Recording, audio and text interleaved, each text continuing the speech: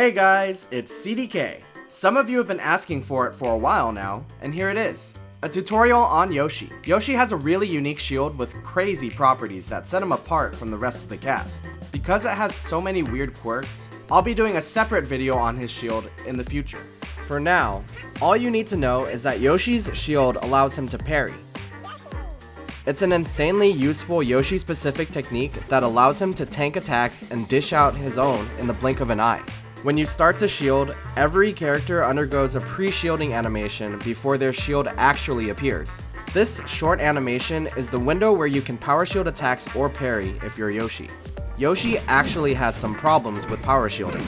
Every character is able to power shield attacks during all 4 frames of the power shield window except Yoshi. During the first 2 frames of the power shield window, Yoshi can only power shield projectiles. Another problem that Yoshi has is that his huge head gets in the way of his power shield. Yoshi also can't cancel the unshielding animation with an attack or jump after power shielding like other characters can. As a result of all of these issues, parrying is much more useful than power shielding for Yoshi. There are 2 unique properties of Yoshi's pre-shielding animation that make it extremely useful. He's invincible and capable of jumping during the 6-frame animation. Parrying is basically a technique that takes advantage of the invincibility that you get and your ability to jump out during this window. Some important details to note are, Yoshi is invincible until he jumps. This invincibility is the same as respawn invincibility. That means that if you get hit by an attack while invincible, the attacker is stuck in hit lag while you're free to do whatever you want. Because of this, parrying gives Yoshi a huge frame advantage that lets him punish pretty much every single hit aerial in the game. Since Yoshi's head protrudes far from his shield during the pre-shielding animation, parrying is usually done by taking hits with his head. A typical parry involves tanking an attack with your invincible head or body, and then jumping or grabbing to avoid being stuck in Yoshi's laggy unshielding animation. Now that we've got all the technical information out of the way, here's how to actually do it. You shield on the first frame, and then jump at any point during frames 2 to 6. Ha! So basically, you have to jump right after pressing a shoulder button. Also, parrying isn't possible with light shield inputs and can only be done by pressing down on a shoulder button all the way. If you're unsure about whether or not you're actually doing it, you should hear the sound of a shield coming out while you begin to jump. There's also a slight visual cue upon jumping that'll let you know if you did the inputs correctly.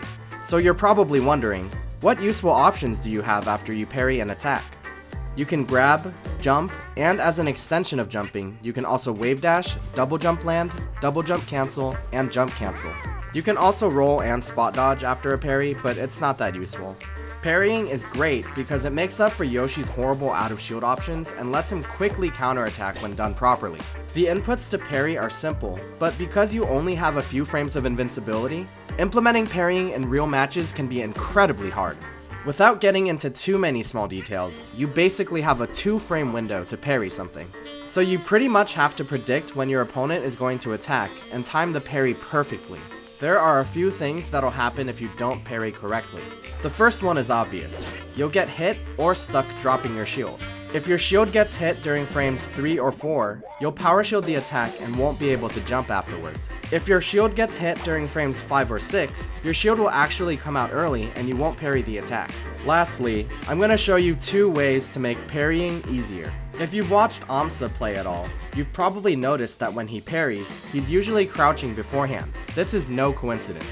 During the pre-shielding animation, Yoshi stands up regardless of what he was doing before. This lets you lower your hurt box by crouching, wait until an attack reaches where you'll be standing during a parry, and then shield to instantly be in that spot. Though pivot parrying is used way less often, the great part about pivot parrying is that you can do it out of your dash dance and you don't have to crouch.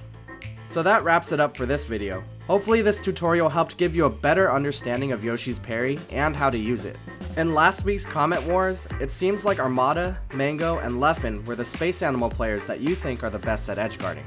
For this week's Comment Wars, what do you think about Yoshi's shield? Would he be a better character if he had a normal one? How different would the game be if everyone had the same shield as his? Let me know what you think in the comments.